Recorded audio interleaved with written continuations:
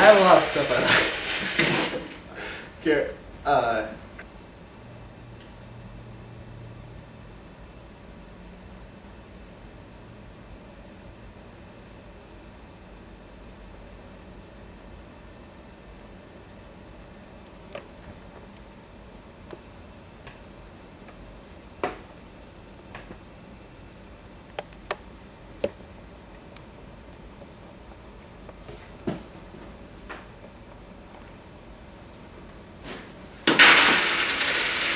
I have a lot of stuff I like to carry with me.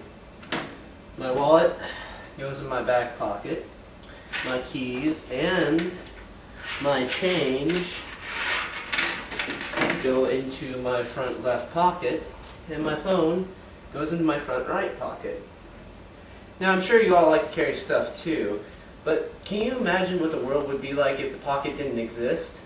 I mean, if the pocket didn't exist, would anyone even think to invent something like the pocket calculator?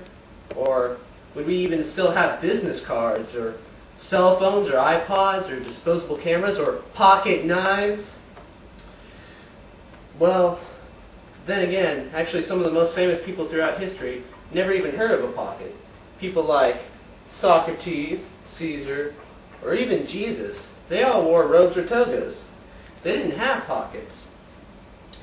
Pockets, the personalized carrying compartment that everyone takes for granted, took centuries to develop and went through many forms before evolving into the functional yet stylish pocket of today. I'm here today to explain that evolution.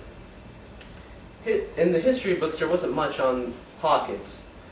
I guess it just didn't seem important enough to document something so simple, even if it was so convenient. We do know that people would place things like food and money and jewels into kerchiefs, and they tie it in a bundle and carry it with them. But this was kind of awkward, and it didn't exactly allow your hands to be free. So there you go. Now as time went on, they improved things. They added drawstrings to the pouches. Now this caused one big problem. It put all your valuables into one easy-to-steal bag, and this started a new profession: cut purses. They were thieves that would slice the cords holding these bags, and then they'd disappear into the crowd with the treasure they got. Now, as the years passed, people became more inventive and started hiding their things in their clothing.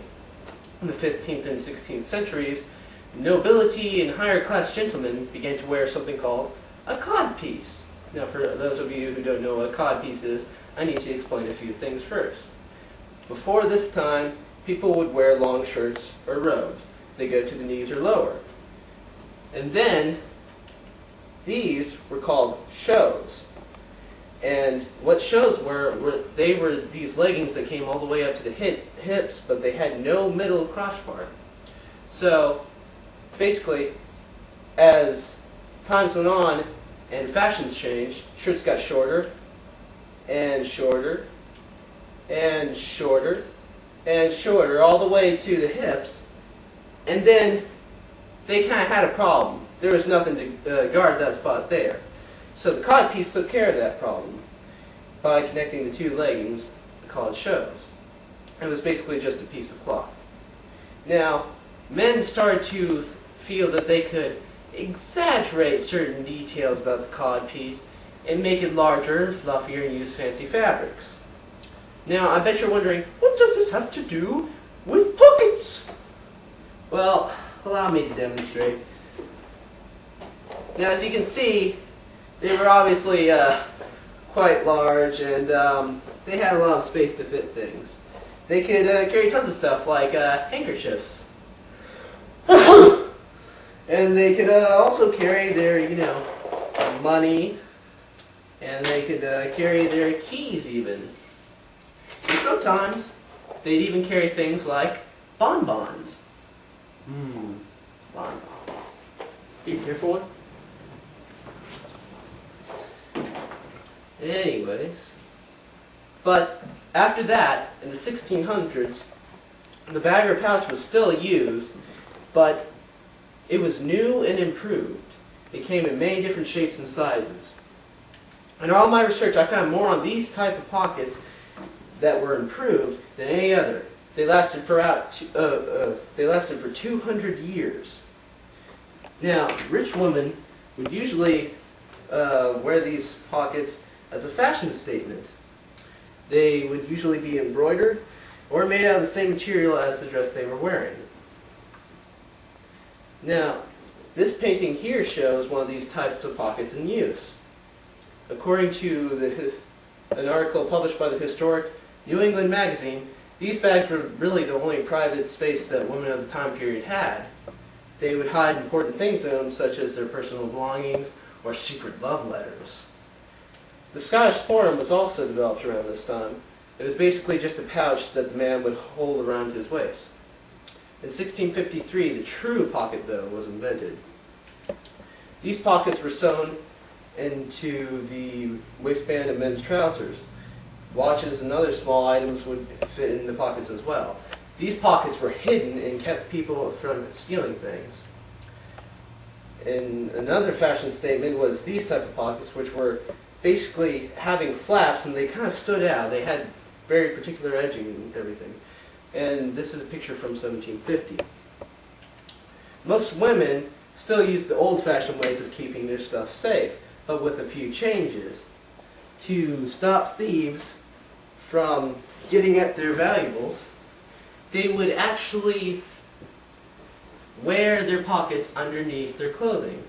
So, though this stopped thieves from getting to their valuables, it also caused a problem for the women.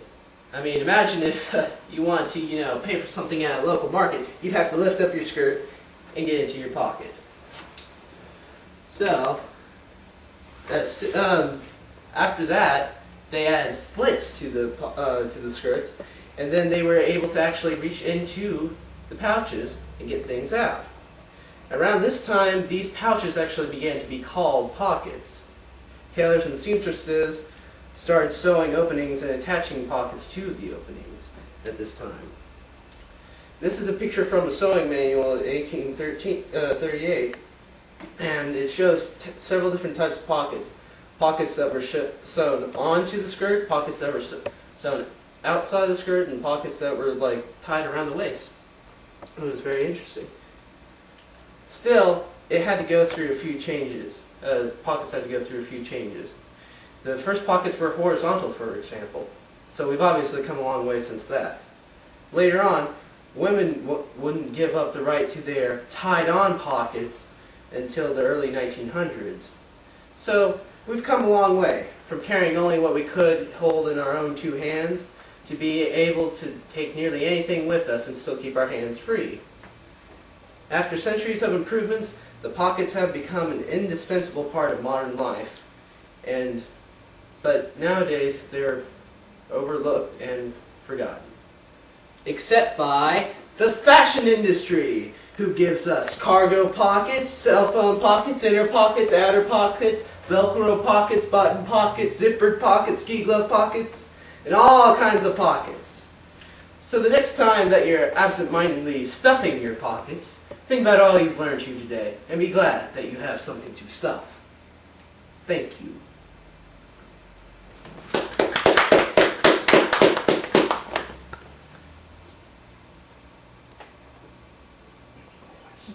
Any questions? Yeah. So, is there anything that they're going to ever be able to do to get rid of the pickpocket, since they went from having the cut purse, who steal purses, and now they have the pickpocket? Maybe put lids on pockets? I don't know. I believe that as the times have changed, every time they try to do something to stop people from stealing things, they have new inventive ways to steal things. So maybe someday we'll find a way to beat that, but in the future, I'm pretty sure they'll work a way around it and actually end up stealing things again. So it will probably be a repetitive process. Any other questions? Can I have a bonbon? Yes, you can have a bonbon.